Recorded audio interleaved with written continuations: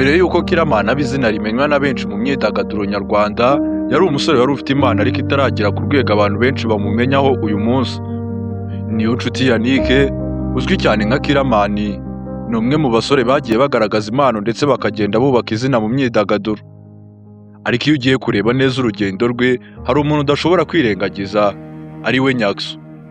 Nyakso ni umwe mu bantu bagize uruhare rukomeye mu gufasha Kiramani kubona urubuga no kugaragaza impano ye. Yaramushyigikiye, amufasha kubona amahirwe ndetse amuha umwanya wo kugaragara imbere y'abantu benshi. Kandi uko Kiramani yagendaga agaragara, ni nako abantu batangiye kubona ubushobozi bwe. Ariko hari ikintu cyihariye cyatumye abantu benshi batangira kwita Kiramani Daddy. Si ukubera izina gusa, ahubwo ni ukubera uburyo yagiye afasha no gushyigikira abantu bafite impano, cyane cyane abari batarabona amahirwe yo kumenyekana. Kuri benshi, umuntu ugufungurira amarembo igihe utaramenyekana, akagushyigikira kandi akagufasha gutera imbere, aba arenze kuba inshuti isanzwe. Niyo mpamvu bamwe bamwita Daddy, bashaka kugaragaza uruhare yagize mu buzima n'iterambere ry'abantu benshi.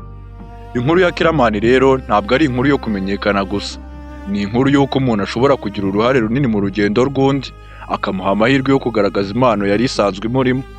Kandi aha niho tubona ko rimwe na rimwe impano iba ihari, ariko hakaba hakenewe umuntu umwe ugira uti reka nkwereke abantu. Ukuri Kiramani rero, Nyakso yabaye umwe mu bantu bagize uruhare muri urwo rugendo.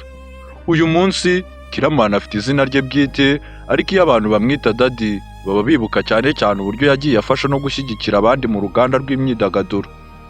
Iyi ni inkuru ya Niyonshuti Yannick Kiramani, umusore watangiye urugendo rwe afite impano, akabona ubufasha maze agenda yubaka izina rye bwite. Wowe se, Kiramani wamumenye bwa mbere kuri Nyakso cyangwa wamumenye nyuma? Mwibutsa ko ubaye ushaka kudukurikira ibiganiro byacu ku buryo burambuye, wadukurikira kuri YouTube channel yacu ariyo Elvin Empire.